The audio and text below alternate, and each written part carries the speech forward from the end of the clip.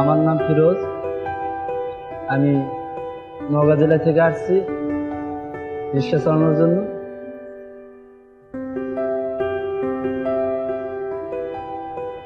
কাজ করে না পোষালেও এখন বাধ্যগত হয়ে এই কাজ করা লাগে জীবন চলার তাগিদে।